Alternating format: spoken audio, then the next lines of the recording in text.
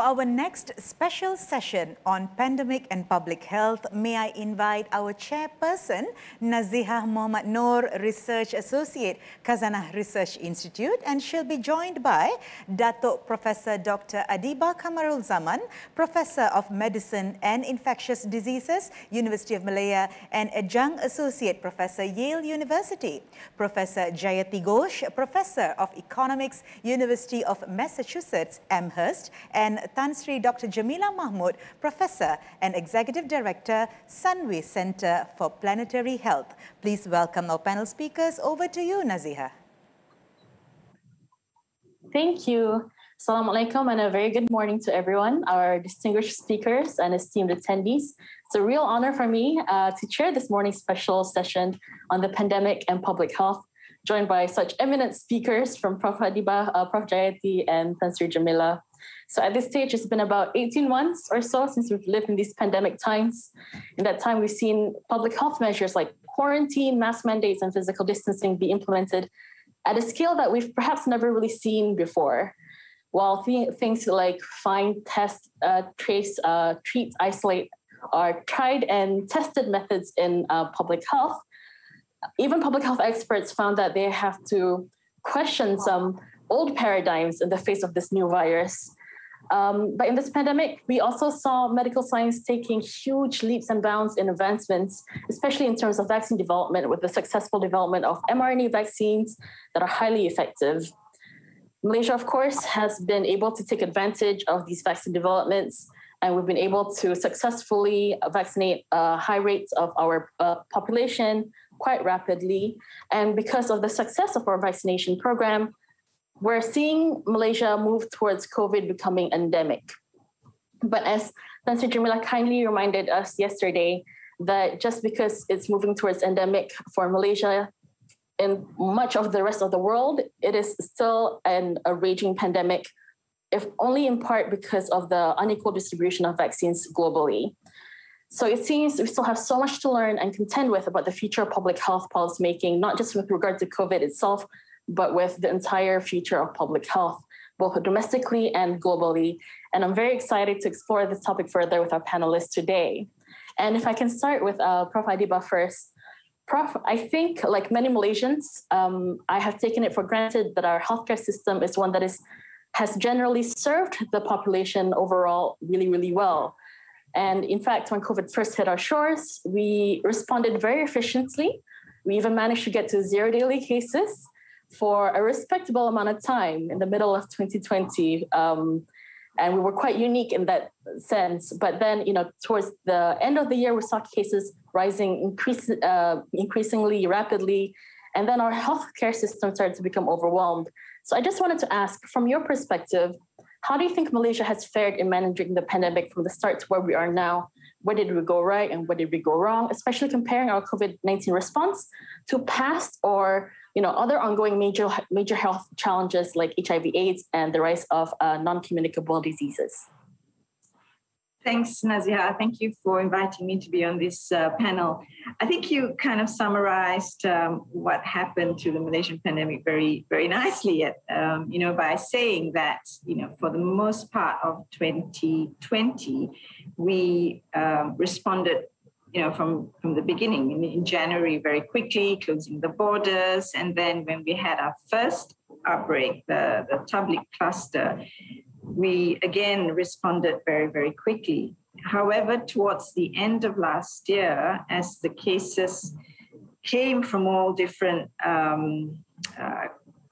small clusters following the elections, what happened, we think, is that the public health system, which are the initial responders, if you like, just slowly became more and more overwhelmed. I think you all be very familiar with the PKDs, the Pusat Kesihatan Daerah, which are the nerve centers for the initial response. They collect the data, they inform people who are positive and do the contact tracing. Now, this is by no means, I'm not finger pointing to anyone. It's just that the system became completely overwhelmed. And, two of our, limitations were, number one, we were not digitized, so everything had to be done manually. And secondly, we just ran out of human resource people to actually do the contact tracing. Now, we're not the only people who became quickly overwhelmed. The US had the same, exactly the same problem. And when you think of how much, investment goes into health in the US compared to us. And then as the cases, as Delta landed on our shores in possibly May, but things really started to get out of hand in July, August, and Pansri knows this very well. If we had to contend with the original variant that goes on to infect 2 to 3% from the index case, with the Delta, we're having 6 to 8, if not more, people becoming infected from the index case. So, what was already a tough time for our colleagues in public health to contact trace, to isolate, to break the chain, just became impossible, and hence we saw, the severe crises that we faced in the Greater Klang Valley in those terrible 3 to 4 months. So as the cases became more and more, the hospitals, and if you can imagine, the largest number of beds, both public and private, are in Greater Klang Valley. Even then, we had a horrendous time trying to keep up with the number of cases. So basically, that was what happened. And of course, because of the high density living in the Greater Klang Valley, the rates of infection just became, the R0 became R9 or 10 or more. And as has been seen all over the world, whether it's the US or UK, those from the lower socioeconomic groups suffer more, right? So, and we saw that in Malaysia. We saw that, non-Malaysians, the migrant workers who are living in dormitories, who may have less access to information, who may not want to come forward to be tested, or afraid of being arrested, or afraid of paying the hospital bills, are disproportionately affected, both in terms of cases per 100,000 population of migrant, and also in terms of mortality, and including, brought in dead. Also, people living in the PPR flats were also disproportionately affected because of the high density living. Imagine these tiny apartments with multi-generations living in it. And at times at the hospital, we were seeing entire families being admitted with COVID-19.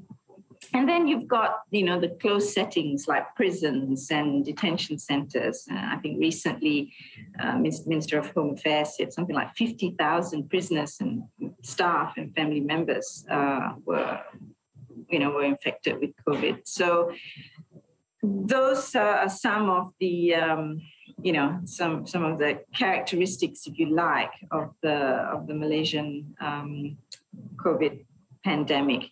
Now, you asked me, how do we compare with the other pandemic? Of course, in my background is in HIV/AIDS.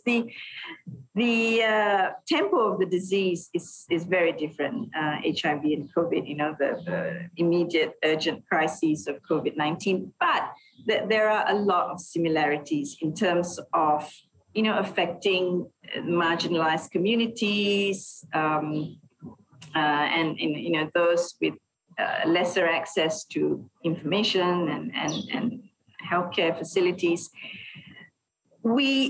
I think in terms of the number of deaths and so forth for HIV/AIDS in Malaysia, it doesn't compare with COVID-19. First, because of the disease itself, the nature of the disease itself. And we had time to put in a bit late, some effective interventions, and specifically the needle syringe program and the methadone that reverse the trend. But I think there are many similarities in terms of, we need to do more to engage with the marginalized, the vulnerable. And if there's a lesson that can be learned from the COVID-19, I think that would be one of that. We need to really pay more attention to the inequalities, to talking about difficult subjects like overcrowding of prisons, like migrant workers in Malaysia, like,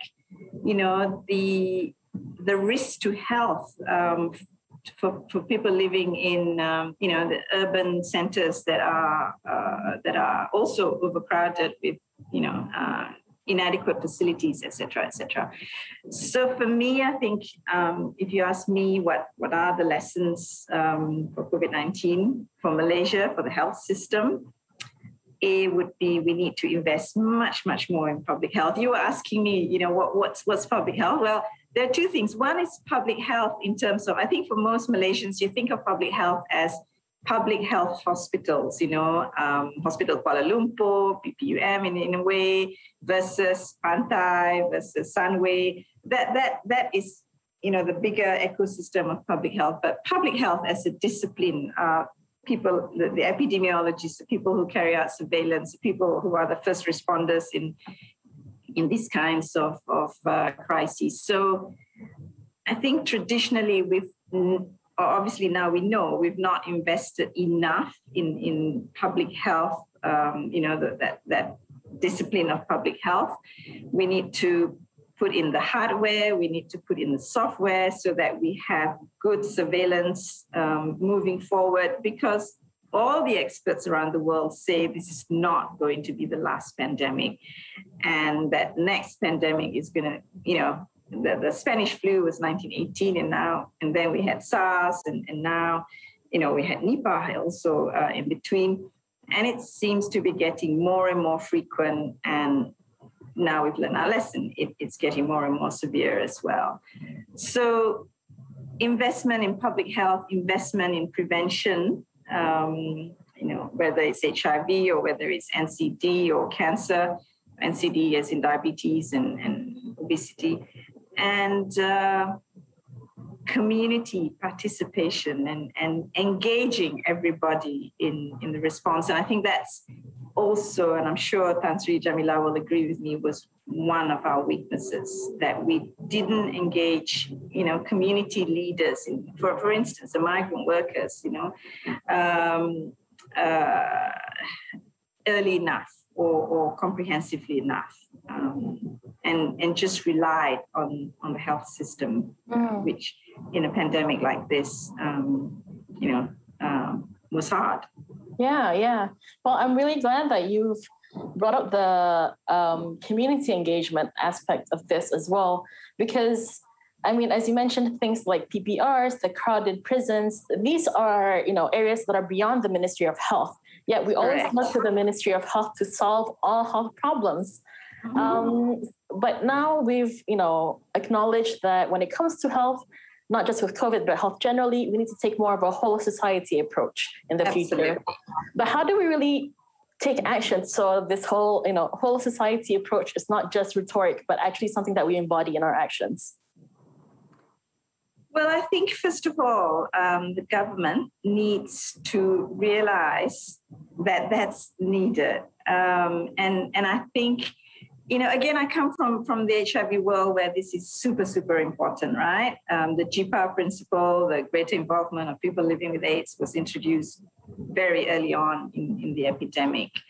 And if you have any meeting, at the UN level, WHO level, it's always, they pay a lot of attention to regional participation, to, of course, gender, and most of all, participation from people living with HIV. So really embracing the concept of multi-sectoral approach beyond just the rhetorics is very important. And, the government needs to get over its shyness of working with civil society, I have to say. We in civil society are your partners. I'm wearing my Malaysian AIDS Council, Malaysian AIDS Foundation, International AIDS Society hat. We are your partners, not, your detractors or whatever. So, and I think, once again, globally, one of the, I think, two of the main highlights of the positive side of COVID is, of course, the importance of digitization. But secondly, how community responded. Even here in Malaysia, my colleagues in the Malaysian AIDS Council, did all kinds of innovative things to ensure that there was no disruption in, say, delivery of needles and syringe, clean needles and syringe, delivery of antiretroviral therapy. So the community can come up with excellent answers if given the chance, and so, yes, it has to go beyond rhetorics. And I think moving forward, there needs to be a mechanism where community-based organizations are supported, given the capacities, there's capacity building for them. We should think about accrediting this civil society and funding them adequately with, measures for effectiveness, etc. So I think, like you said, Nazihah, the Ministry of Health can't do everything. And civil society in Malaysia during COVID time showed how well they can respond from people who, gave hundreds and thousands of ringgit from private enterprise, but also from small. Especially last year, we had individuals wanting to donate to the hospital. Such was the strong sort of response from society. But in terms of civil society doing, you see, and I think Tan Sri Jemilah was much closer to this than I was in terms of the rolling out of the vaccine. Civil society played a huge role going out, Malaysian Red Crescent, for example, going out to Orang Asli communities, going out to, the rural areas of Sabah and Sarawak to deliver vaccine. Hence part of the reason why we were able to roll out the vaccine very successfully compared to many other countries in the region. So civil society has already proven how well they can respond, how well they can be part of the response. But I think in some of the more sensitive areas, like migrants and all that, we need to find a way of working much more effectively with those who represent them. Thank you, Prof. And now, Tan Sri Jemilah, I don't know if you'd like to respond to some of the comments made by Prof. Adeeba, but I know that you've also yesterday in your session mentioned that we need to really also start looking at health beyond just medical care. We also need to look at social and environmental factors as well. And I know that you yourself have been a strong advocate for planetary health. Do you want to explain to us, could you please explain to us why this is an important part of future pandemic preparedness? Because as Prof. Adeeba said, pandemics are becoming more and more frequent. So how do we start incorporating planetary health principles into our public policy, our business operations, and generally our daily lives? Thank you very much, Nazihah, and thank you again, Khazanah, for bringing me back. I'm getting used to the early morning routines now. But I just want to, before I move on to planetary health, just, really totally concur with what Adeeba is saying. During the height of the crisis, we were working very closely. And I think that we showed that with the establishment of the Greater Klang Valley Task Force, that it was possible to have an all-of-society approach, right? To get the private sector, civil society, everyone on board, not just in terms of being that extra bit that's delivering vaccines or, helping with monitoring of patients or surveillance, but really being, around the table in some of the strategic thinking and decision making. And I think this is where, we need to improve as Malaysia. The civil society has a lot of capacity and a lot of experience. So, I think moving forward, this is what we need. I was, tasked with looking at health reform, at least the initial part, to look at where are the challenges and what we need to do. And Adeeba has been on our steering committee. And one of the things we did acknowledge was the lack of investment, not just in public health, but the lack of investment in preparing people for good health rather than treating illness. So the whole health medical care complex, is only 20% of the composition of health. The 80% is still environment and social factors, which then leads me to what I want to share with all of you today, which is, when I talk about planetary health, people kind of think I'm talking about, Star Trek-like instances, but it's not. If I can just go back to the history of planetary health, very close to where you live now, Jayati, the Planetary Health Alliance is in Harvard. But this whole concept of planetary health was something that was so needed. And a lot of scientists and medical professions came together to say, we've got to relook at health from a broader perspective. And Planetary Health Commission, Lancet Commission with Rockefeller Foundation in 2015 and came out with the commission paper, which defines, if I can just read the scientific definition, it defines planetary health as the health of human civilization and the state of the natural systems on which it depends. So basically what it says simply is that planetary health is a field that's focused on, characterizing the human health impacts of human-caused disruptions of Earth's natural systems. So we are, and COVID-19 is really the dress rehearsal. I keep saying this over and over again. Now, if I can just show the first slide. So for those who are, familiar with public health and other definitions, planetary health, if you like, encompasses all other forms of health. It's really bringing together what was essentially public health and then animal health, and it became one health at once, at one stage. And then people were talking about ecological health or environmental health. So planetary health tries to bring it all together because of the interdependencies of the systems that create health. So when we talk about COVID-19, when people like Adeeba and people like Jayati and others were looking at, the patterns of pandemics, and we knew that, every 100 years or so we get some kind of pandemic, right? I remember, when I was working here in Geneva, and we were already helping a lot of countries look at what was called disease X, right? WHO had defined this disease X that was coming, right? This next big thing, or a series of disease X's. And I think that COVID-19 has been seen as one of them. So it is about, how do we anticipate better that there are diseases and other outbreaks that may happen? But, how do we look at the root cause or root causes of these pandemics? Because if you don't remove the root cause or you don't try to manage the root cause, you're just going to continually be going to cycles of disease.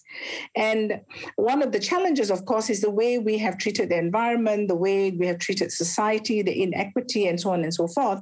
And as a result of, overzealous development, man's, real appetite for meat and other exotic things, what has happened is that, wildlife and humankind have really, the approximation is greater and greater. We're getting closer to each other. And what happens is zoonotic leaks, or rather the jumping of viruses from one animal to another animal and then to human beings happens. So really, planetary health tries to address all this. If I can go to the next slide and just show you something that's quite worrying. So I talked about, the damage to the planet, and we have, the Stockholm Resilience Center came up with something called the resilient planetary boundaries. And really, it's about the safe limits for human civilization. And we've looked at, and the planetary boundaries defines them as several, indicators that you can actually measure. For example, CO2 emissions, which is very topical now with, the IPCC report, COP26 around the corner, phosphorus in the land, nitrogen, blue water, land use change, ecological footprints, and of course, material footprint. And if you are going to be in a safe zone, you need to have not breach your planetary boundaries, but also make sure your social floor, right, which is about gender equality, it's about education, it's about, social, so all the social factors which are in the inner circle of the donut. And this is really from the donut economic model. And what it does say is that you need to make sure your social thresholds or your social floor is protected, but your biophysical boundaries are not violated. And I'm afraid that Malaysia, like many other countries which are rapidly developing, has achieved these social foundations at the cost of violating planetary boundaries. And as a result, expose ourselves to impacts of, planetary health consequences or diseases and so on and so forth. Now, if you look at this, you will see this is data from 2018, which was reproduced in a database by University of Leeds. And this is 2018 data. I can tell you that the data is worse now for Malaysia. And you can see that we have violated many of our planetary boundaries. And we've also, had some disruptions to our social flow as compared. So people always say about China polluting and so forth. I think we're not much worse, per capita of our population. And if you look at Vietnam, on the other hand, they've really still managed to protect their planetary boundaries. But if they're going to start developing, they have to be conscious of this. So what this is saying is that, as in the Malaysian business sector, everyone's looking at ESG. It cannot be a tick in the box. It has to be really thought through, that anything you do, whether as a business, as a human being, has consequences on the planet. And that as we live in the Anthropocene, these consequences will get more grave as we go along. So when I talk about planetary health, it's really about us taking a hard look at how we've lived and how we've thrived in our businesses, how we've led our families, and how that is actually going to impact future generations. And it's not a rhetoric. This is real. We've experienced COVID-19 now. And this is something I hope that will wake us up to say, we've got to change the way we live. We've got to change the way we do business. We've got to change the way we invest in health, which includes protecting the environmental health and social health as well. So I think public health is one way, but it has to be a broader remit than that. So if I can go to the next slide, please, Nazihah. So in 2013, Malaysia actually had an approach to look at the environmental health issues, right? And came up with a guideline, which I was surprised to recall that I was actually involved in this in 2013.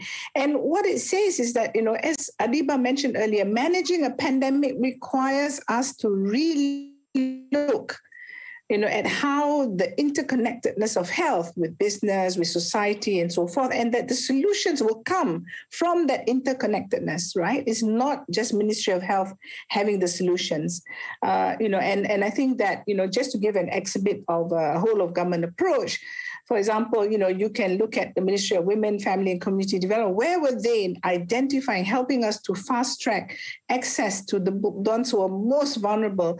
And similarly, community rehabilitation, where were they in making sure that these vulnerable people were protected? The Ministry of Environment, for example, and I showed the planetary health boundaries, they are very much, in the lead and in leading Malaysia in the COP26 as well. And one of the things, I would like to share, because Prof. Jayati is here, I think Malaysia is the only country that rolled out a green vaccination program, which means that our vaccination program is going to be offset and carbon neutral, and which means we need to plant actually 24 million trees for us to be carbon neutral. So I hope the audience in this KMF will participate with us to look at how we really have a truly green vaccination program. And then there's things like Ministry of Agriculture, pesticides in our food. Now, let's not just talk about COVID-19. Malaysia has a very high risk of non-communicable diseases. It's rampant in our societies because of our lifestyle, the food that we eat. The rampant use of pesticides, antibiotics for meat will lead to another major pandemic, so to speak, and that is, antimicrobial resistance. I think this is something people like Prof. Adeeba, are terrified of, because when that happens, how are you going to treat some of these diseases? So all these are actually interrelated, interconnected. They're all part and parcel of how we approach, and take the planetary health approach to everything that we do, whether it's health, public health, whether it's infectious diseases, whether it's, endocrinology, nutrition of children, and so on and so forth. So just to show that it really is very badly needed, and that we need to start looking at it from all these perspectives. I'm going to show another slide to emphasize this. Can I go to the next one? Next slide, please. Yeah, I love this slide because I always show this slide every time I talk, because when you talk about the COVID-19, if you remember, in the early days, we were saying, okay, make sure you wash your hands well, it'll be okay, put on a mask, keep your distance. But we didn't realize that, that the consequences of this is that it's been a prolonged crisis. Some countries may go into recession. We've had the economic impact in every country in the world. But we always are able to look at the short term. We look at how to recover from this COVID-19 pandemic. But we don't realize that the impact of humanity's growth and, our damage to the environment has led us to things like, the climate crisis, which is looming behind us, and behind that as well, biodiversity collapse. Many of you in the audience have children who will probably not see the flora and fauna that we have had the pleasure of inheriting from our ancestors. So I'm going to end here, Nazihah, that, my appeal is that all of us, whether we are in the medical field or not, have to have another new approach and another, and that approach has to be a planetary health approach. Thank you. Thank you so much, Nancy Jemilah, for bringing the much, much, much bigger picture to everybody here today. And you mentioned the importance of addressing these challenges cross-sectorally, and I think that links us nicely to Prof. Jayati. Prof, you're a professor of economics. We're very, very glad to have now, I think, more and more conversations happening between those in economics and those in public health to address these challenges, because ultimately, I think we're finally realizing how linked they are. At the beginning of the pandemic, we're talking about them being a dichotomy, how you have to choose between public health or the economy. But now I think we've, acknowledged increasingly so that they are very much interlinked. And I think how, we've talked for many, many years about there being global economic inequality, both within countries and across countries. And unfortunately, we're seeing the same thing happening with the pandemic from the public health perspective as well, which, of course, I'm referring to the unequal distribution of vaccines. The World Health Organization has, and the international health community has tried to overcome these challenges even from the beginning with the establishment of COVAX, for example. But, 18 months on, we've seen international efforts to address these things like COVAX struggling to meet the targets of, more equitable distribution of vaccines. So my question to you is, do you think that international collaboration to end the pandemic is still possible? And what do you think it would take for us to really get high-income countries to redistribute some of the vaccine supply, considering that, in some countries, we're seeing them giving out boosters and expanding vaccination to cover, even those 5-year-olds and above, whereas in many, many other countries, they haven't even been able to vaccinate some of their healthcare workers. So what are your thoughts, Prof. Jayati?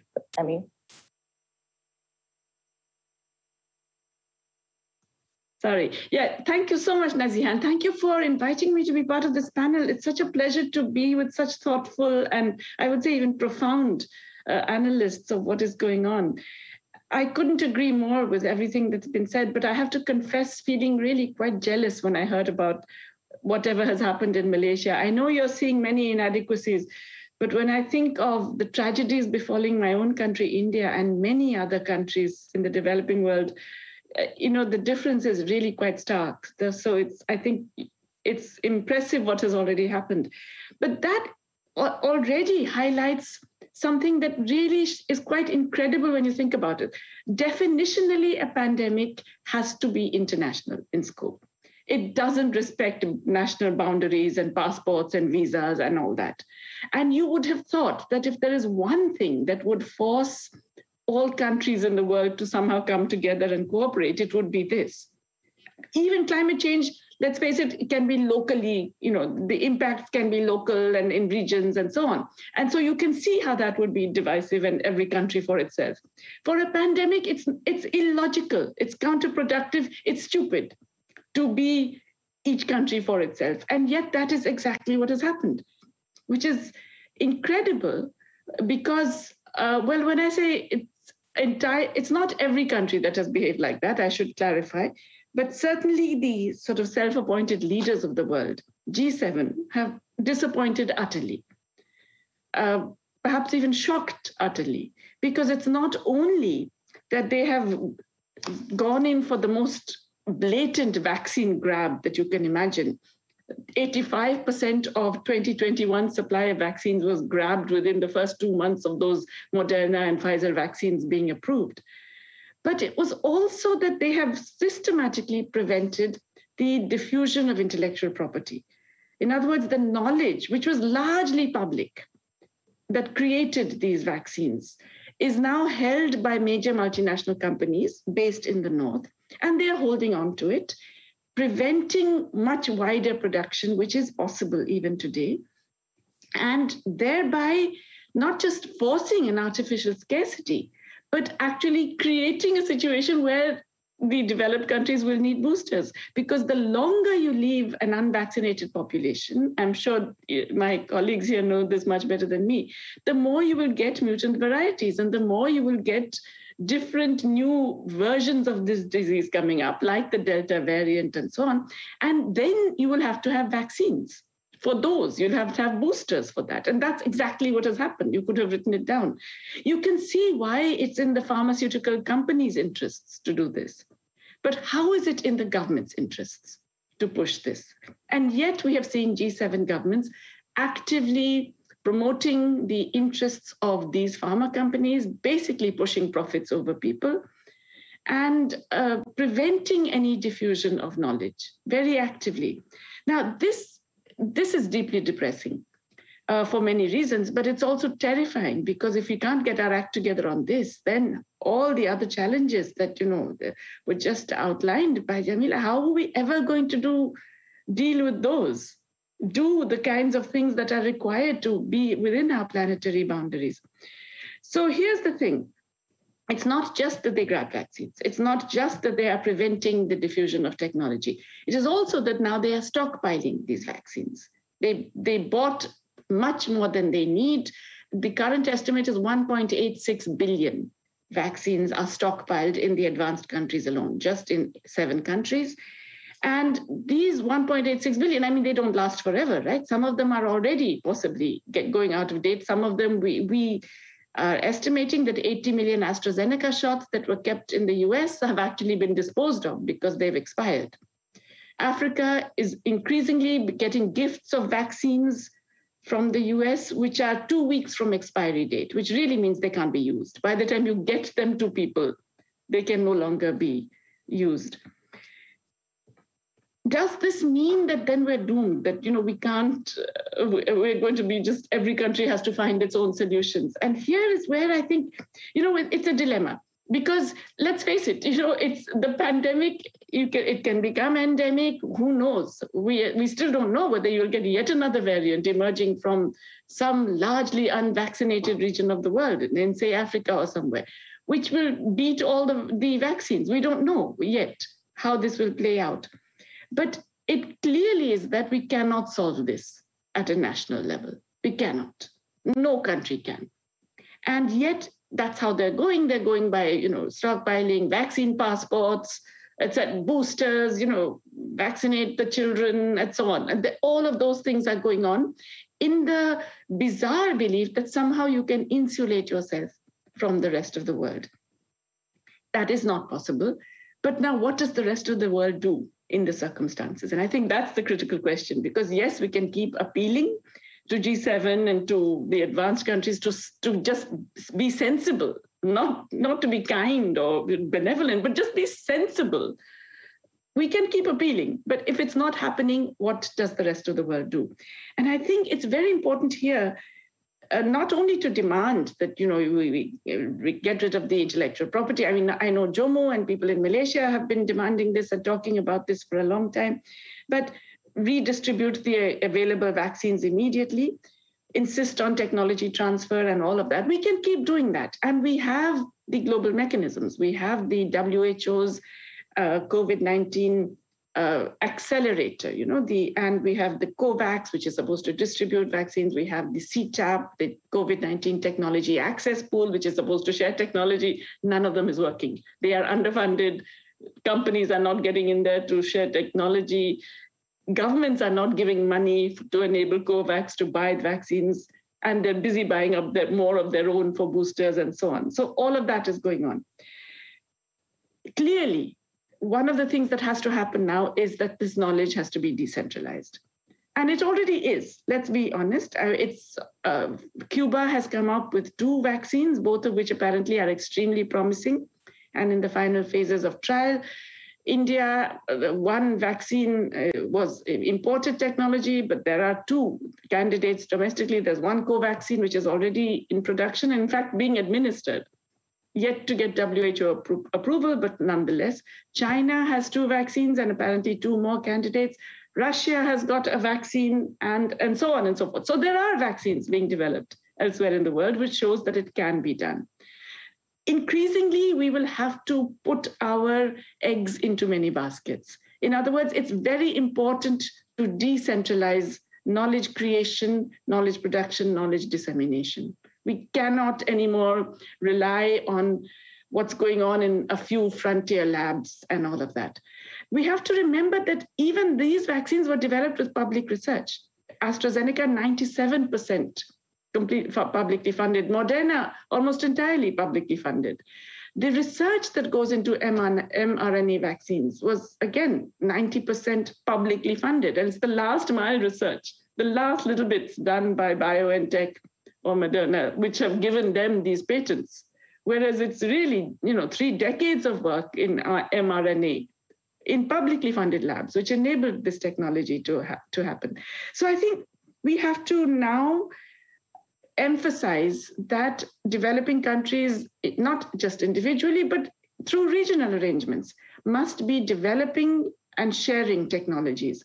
And I would say across the board, not just for the COVID-19 vaccines. It was already mentioned, we don't know which is the next pandemic coming. We need a lot of that blue sky research because mRNA was a loser. It was, it was not seen. Decades of taxpayer money was seen as going down the drain in mRNA because it wasn't leading anywhere. And yet it turns out to be this big savior for this particular virus. So a lot of research that doesn't seem to necessarily lead anywhere should be undertaken, must be undertaken, publicly funded, publicly shared, publicly disseminated. We need to create production facilities. Malaysia can become an important producer for the region, for other countries as well. I was heartened to see in a previous session of KMF that there were young entrepreneurs doing a lot of these things with public funding. This is absolutely essential. This is the kind of thing that Khazanah can play a great role in. Because you really have to now decentralize, distribute knowledge production, knowledge dissemination much, much more. We cannot keep relying on the existing power structures because they are not going to deliver. Does that mean we stop hoping for international cooperation? No, because we're all going to, the planet cannot survive, humanity cannot survive without it.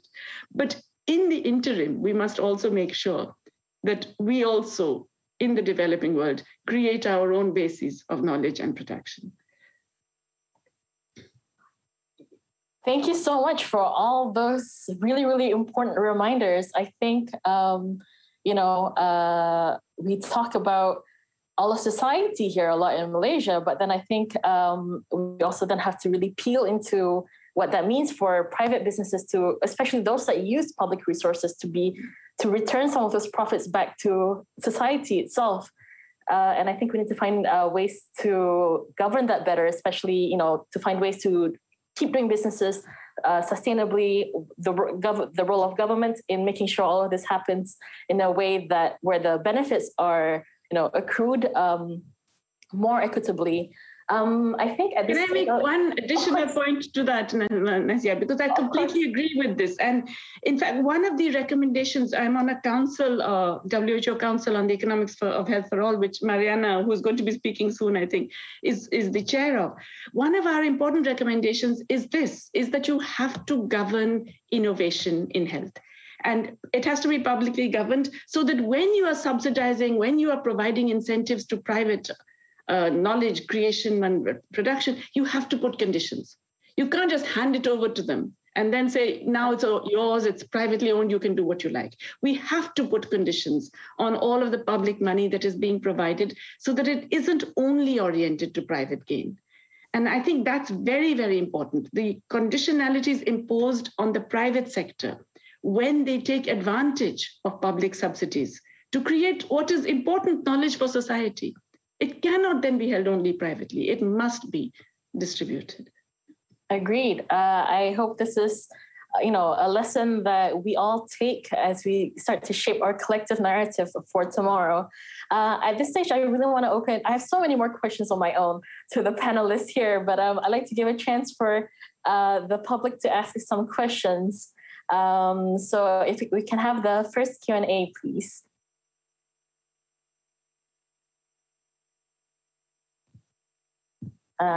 Next, please. Can we? Yes. Okay, great.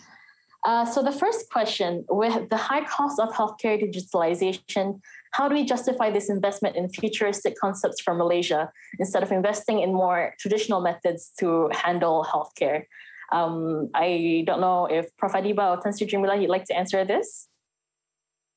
Sure, maybe I'll have a go. When we talk about digitization, it can range from basic and essential requirements, like what I was referring to, of having automated systems for testing, for reporting, for surveillance, to all the way of having artificial intelligence diagnostics, for a certain disease. In terms of that automation, digitization for public health needs, surveillance, there is no two ways about it. It's essential because we've just witnessed what happened when the traditional methods such as manual just was not able to handle a crisis like this one. So it would be, I think, very short-sighted if we think that, putting in, these systems, obviously is going to cost a lot of money. And the other one would be, electronic medical records. We've been debating about this for long, so putting electronic medical records in all our public health hospitals. But in terms of efficiency, in terms of reducing errors, in terms of reducing over-servicing, for example, I think electronic medical records have shown that it helps. So, we've got Prof. Jayati, the economist here. Many of these things obviously will need to go through kind of a cost effectiveness lens, but there's a whole spectrum of digitization, from the must-have to, of course, the nice to have, like robots and things like that. If I can build on what Adeeba is saying, I think that without a doubt, we will find the cost-benefit ratio will favor, moving towards much more technology-based, digitalization and so on and so forth. I think it's not a futuristic concept. It's already here. And we talk about, data, right? And Adeeba mentioned about AI and machine learning and so forth. But let me also, remind us that, we sign all these forms and you tick all these boxes around GDPR. And yet, everyone has your data, but do we have our own digital health data in our hands? And someone like me, and I'm medically trained. Like when I travel around the world, if anything happens to me, I know exactly, what has been done to me. I remember the results and so forth. But each and every one of us has a right. So it's a human rights issue to actually know and have that data available to you. So I think, COVID-19 has been that eye opener as well. Adeeba mentioned about the lack of an automated FTTIS, which really was, a real problem. But we are not the only ones, right? Malaysia is not the only country that actually didn't have a robust enough FTTIS. But if you remember, and I'm for the Malaysian audience in this webinar, you will remember those horrific photographs of people crowding to Stadium Malawati in Shah Alam and some collapsing and so forth. That was, if we had a digital health system, and later on, Adeeba and others, worked on this as well, that we had a virtual COVID assessment center and so forth, you avoided this calamity, right? And this chaos that happened. So what we need really is an investment in time, expertise, and a sit down to do a lot more foresight planning on what is there that's coming ahead of us, what systems do we need to develop to be able to meet those demands. And I completely agree with Prof. Jayati that, this is global public good and must be treated as global public good. So, the whole issue around licensing, around, the TRIPS waiver and all this stuff. But the other thing that, I want to say is that on the geopolitical front, where was ASEAN, to come together to say, okay, let's together build a vaccine facility that can serve the region. When EU was buying up all the vaccines, we didn't, as a region, come together as well, right, to say that. And in July 2020, I co-wrote a paper called ASEAN to have its own CDC. I mean, it's happening now, sort of the ACFID, but we must think bigger than just ourselves. It's about collective public good. Nazihah, if I could just go back to, again, the importance of digitization and why it's, it's an essential investment. I think one of the things that could have helped us respond in a more precise and timely manner would have been if all that data, like what Nancy Jemilah is saying, been collected in a more, if it was automated, collected in a more timely manner, and utilizing artificial intelligence, do, real-time predictive analysis and be able to, anticipate where the next cluster is going to be, we could have reacted much, much quicker and break the chain of transmission earlier rather than having, loads of cases exploding in our faces. And this, in a way, was available. Unfortunately, we didn't kind of capitalize on this technology. So precision public health is what it's known. We've heard a lot about precision medicine and knowing, what cancer, genetic aberration you have and target the right medicine for that. But precision medicine is precisely this, about knowing your epidemic, utilizing, AI, predictive analysis, and responding quicker than, in the past, waiting for large number of cases to surface before doing your intervention. So, even a back of the envelope calculation will tell you that this is going, after what we've seen in terms of the decimation of the economy and social life as we know it with COVID-19 in Malaysia, that this would be, to me, an essential investment. I couldn't agree more. Thank you so much, Prof. Adeeba and Tan Sri Jemilah, for those answers. And I'm reminded of a quote that one of the speakers shared with us yesterday, which is that anything we can do, we can afford.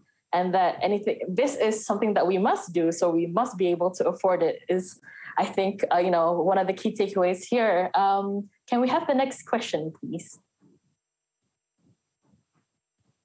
Prof. Jayati, what's your feel for the current trend and or true toll of COVID-19, given undercounting in and lack of media attention towards many developing countries?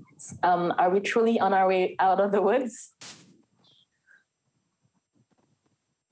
This is a very tough question. And no, we're definitely not out of the woods. I mean, large parts of the developing world are very much in the middle of the woods. So yes, in India, for example, we had a very brutal, devastating second wave, which was almost created by not just policy inaction, but complacency on the part of the leadership, which encouraged people to go out there and behave as if everything was all right again. And we had a devastating wave, which has subsided now. Does this mean that, the fact of subsiding means that we can all relax? Obviously not. Still, only 18% of the Indian population is fully vaccinated. And, we have a very, very long way to go. It's true that the seroprevalence survey suggests that so many Indians have had the infection without realizing it, that there might be some protection. But we also know that that is not enough anymore. So we're definitely not out of the woods. And we're not out of the woods in a double sense, partly because the disease could come back viciously, but it's also persisting and creating illness and creating morbidity and creating higher mortality. But it's also that every now and then there are these surges in which local health systems get overwhelmed, and then other diseases have been completely ignored. In India, cancer patients, TB patients, they just haven't been treated for a year and a half. This is also true in many parts of Africa, where we simply don't know.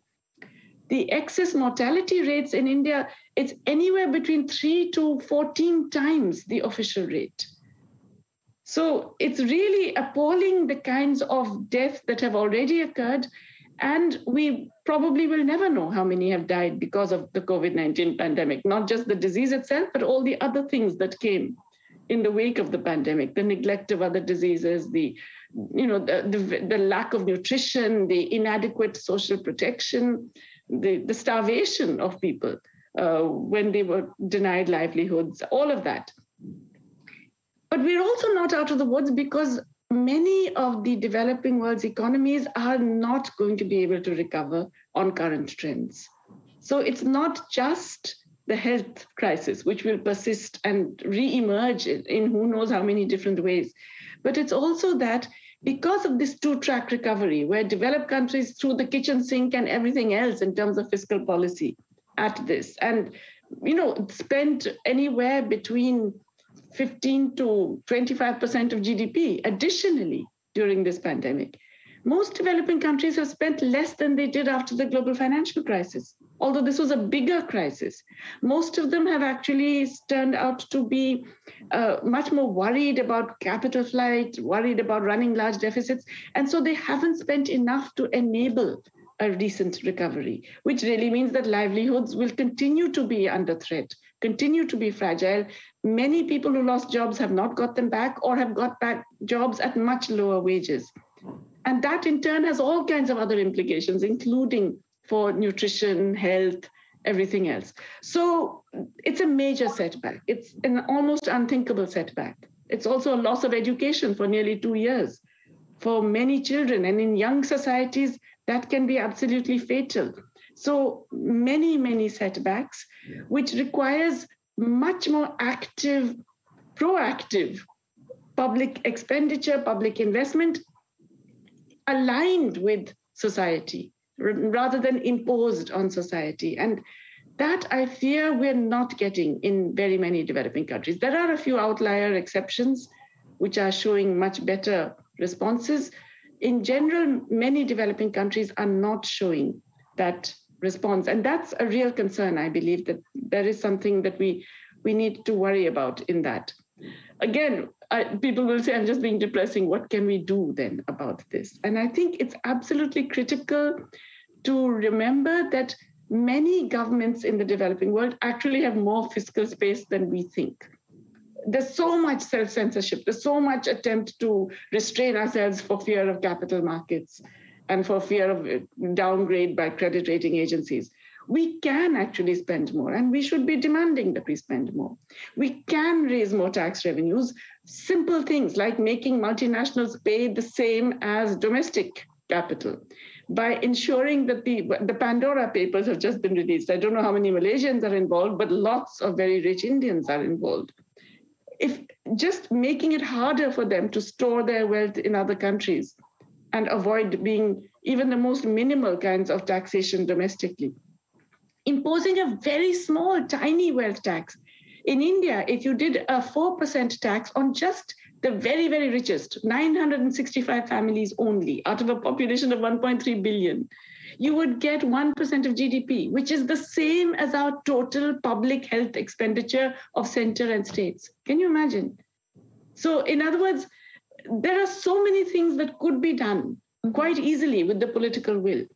But our governments seem already defeated before taking up any of these possibilities. And I think that we have to change. Yeah, I mean, the question talks about undercounting of cases, but I think we can also, as you mentioned, talk about the undercounting of wealth within countries and actually how much space we do have for government to act on these things, especially as, related to the previous questions. These things are, at the end of it, investments that we have to make, right?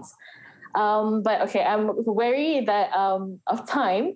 I'll take one last question. And then after that, I'll ask for the concluding remarks from each of the speakers, if that's okay. Will national health insurance give us the investment needed for the public healthcare system instead of making healthcare more expensive? There are so many reforms needed, and I wonder if the panelists have suggestions on low-hanging fruits. Chansri, you want to take this because you based on the reform transformation? Yes. Yes. National health insurance to me is a really good investment. We discussed this in our health reform work that Adeeba mentioned as well. I think it's being looked at right now. And let me just give you an example so that the reality of why it's important sets in. When we were at the height of the pandemic, we had to decant patients to private care as well as university hospitals. And this is the exact problem with our health system, in my opinion. It's a dichotomous health system. A health system should be one that gives affordable health to all, right?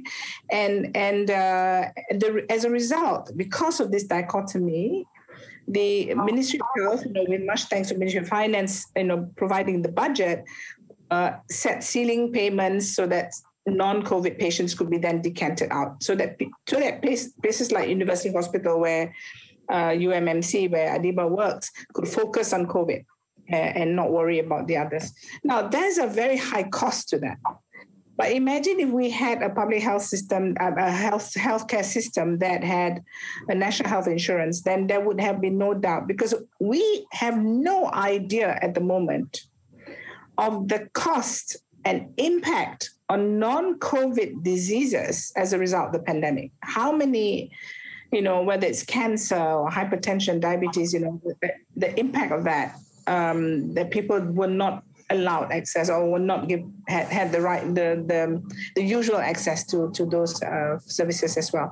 So I think we should move towards a health insurance system, and I hope that the current government and future governments will take the health reform report that we wrote seriously, and to really develop a much more comprehensive blueprint to look at that. And I think this is one of the low-hanging fruits, so to speak, that we can achieve.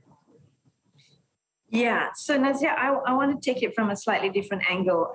One, of course, we've been talking about this national health insurance and how to increase the coffers.